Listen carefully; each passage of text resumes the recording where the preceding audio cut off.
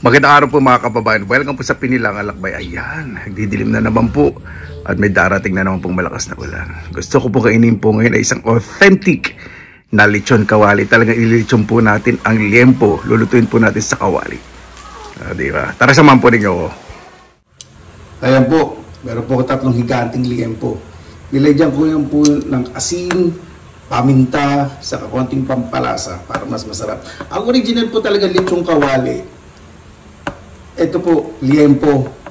Ililitsyon nyo po yan sa kawali na walang mantika. Ibig sabihin, didiretso po ninyong ilagay sa kawali hanggang sa maihaw.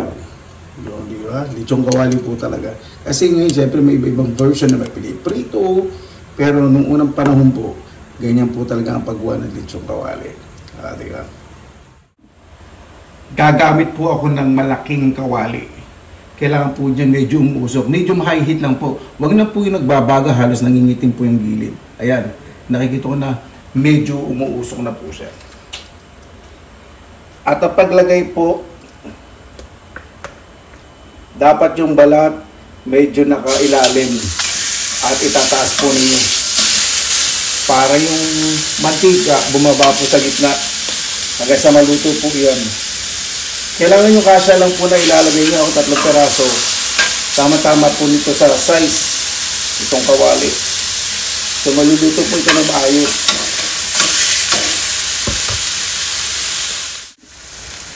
Ayan, kapag nag-release na po ng impurities at nagmamanti-mantika na po, pwede nyo na po yung baligtarin. Sabihin, medyo golden brown ang kabila. At dito, medyo lakasan nyo na po ang apoy ng bagya para maluto po yung liempo ng maayos.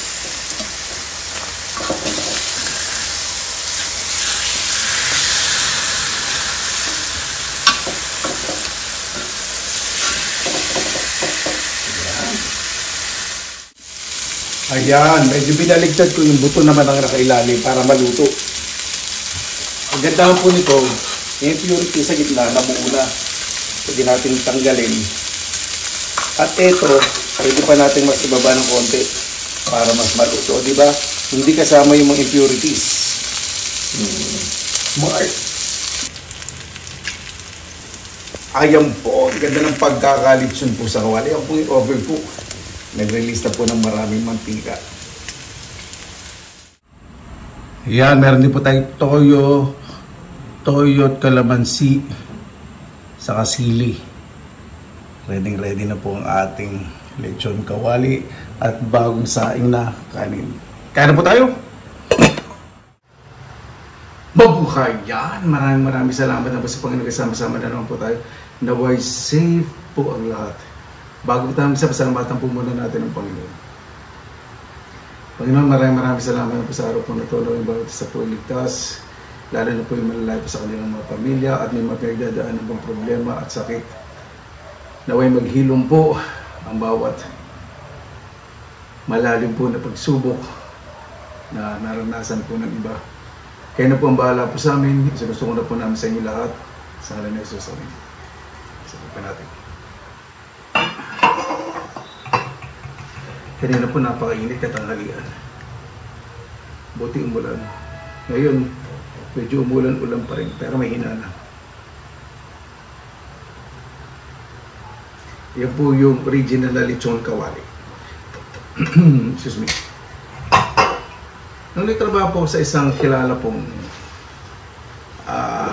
food industry, may nagsaserve kami ng lechon kawali, ganyan po. Ang nagpapasarap lang pa talaga yung sausawan. Mostly, sinaserve po namin, excuse me, sili kalamansi sa toyo. Kasi naglalagay po ng paminta ko, ayoko hindi po naglalagay ng paminta. Iba nilalagay po ng sibuyas. Gusto po yung ganito simple. Authentic Filipino lechon kawali. Ayan po talaga. Sana po natin yung balat nito. Expected ko may konting crispiness. Yung meron. Dali.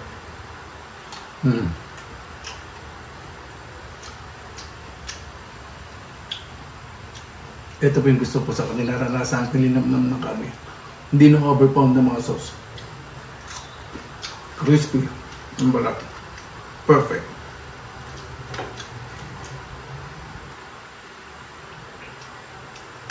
At tutun-luto siya.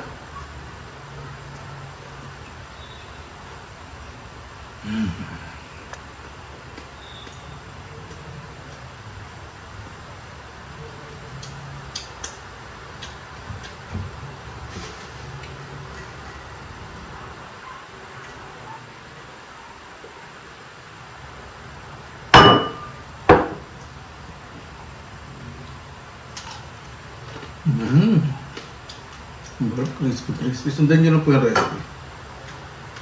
Recommendation ko po pang luluto po na kayo nito sa labas. May isang bukas itong matalsik.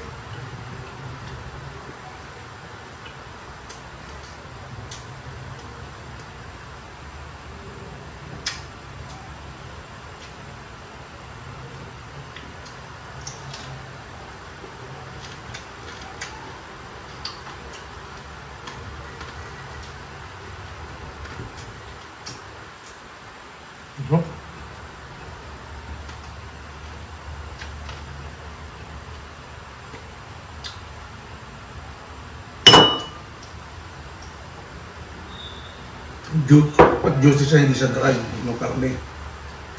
Pero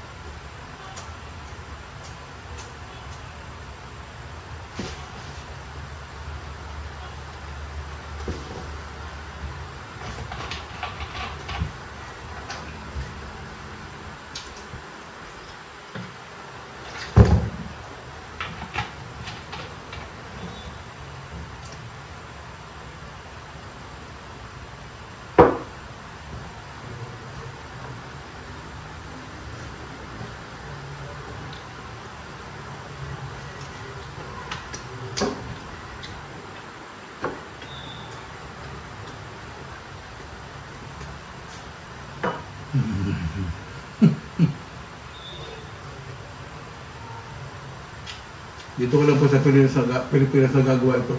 Kasi, ang lechong kawali po natin, talaga dapat gamitin niyo po yung ganong kawali. Yung traditional. Wag po yung pang-isa-isang, hindi iba po. Iba yung po magiging kalalabasan. Siyempre, yung heat control, yung control kasi ng heat, medyo iba-iba.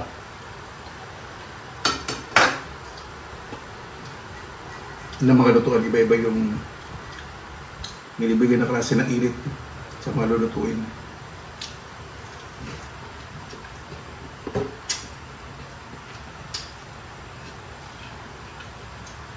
Ano?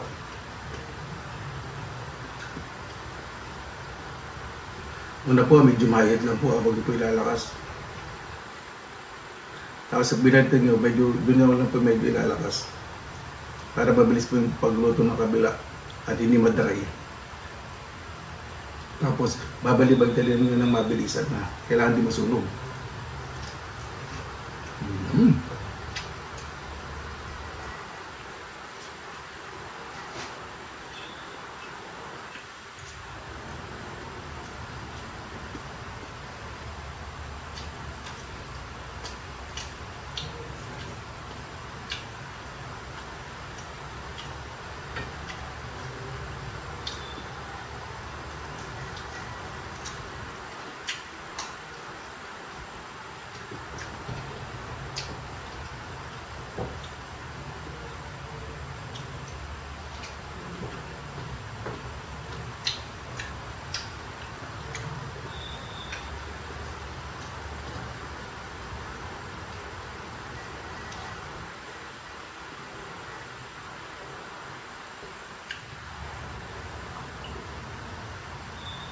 Parang medyo lumalakas yung ulan, ha?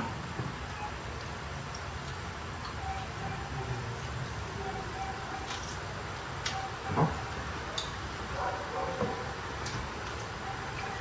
Hindi ba siya magkakaroon? Pag ganito. Oh, basa. Ayoko po sa lechong kawali dry yung karne. Pag inayaan nyo pong matagal sa kawali at hindi nyo nababaliktad, dry siya.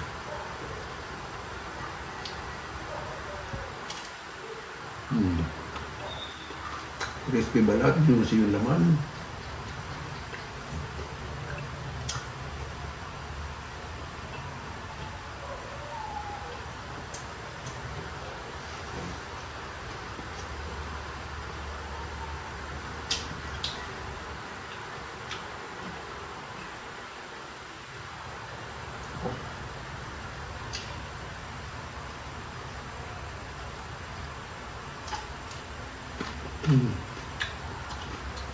Crispy balat.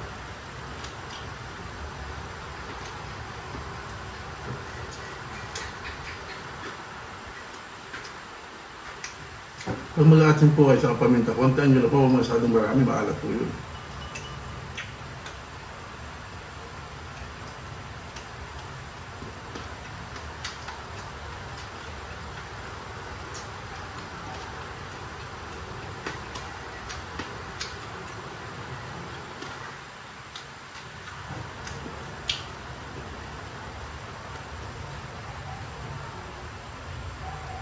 Panalo talaga lasa na kalamansi yan.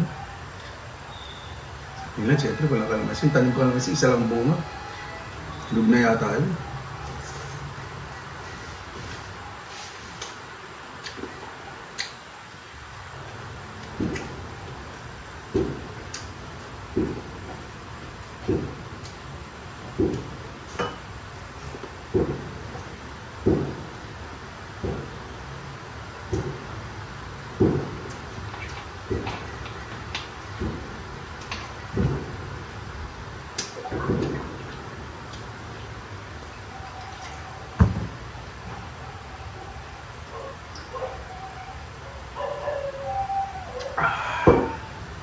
May sagalahan po ngayon dito.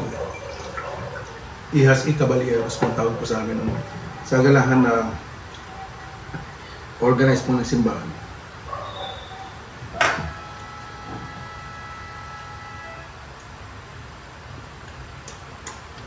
Oh. Parang gusto nito ito para bukas eh. Huwag naman ako. Hindi ako mato. Diyan po ah. Malit na kasi pag kumain ako ng bukas kapos. Balanse. Tapos maggagayat ako ng manggang hilaw. Ano ba muna isda? Kamatis, sibuyas.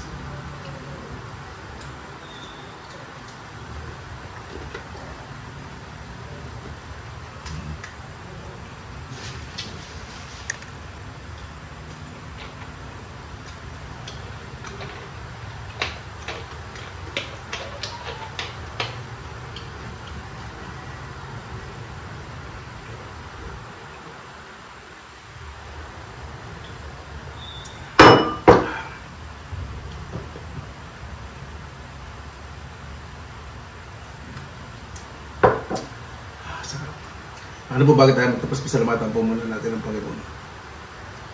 Panginoon, maraming salamat ang pasabihan. Binigyan po sa amin sa araw na ito.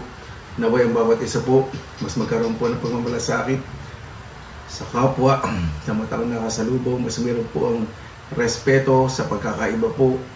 Tanggapin po ang pagkakaiba ng mapayapa para po sa isang pamayanan, at lalo na po sa loob po ng tahanan, mas meron po ang pagmamahal. Kayo na po ang bahala po sa amin. Isinusuko na po namin sa ilan sa ngalan ni Jesus. Amen. Para po, maraming salamat ng pasingit oras na ila sa Pinilang Lakbay. Basta lagi pa tayong positive vibes, good vibes. God bless, ingat po lagi, magandang araw. Laban!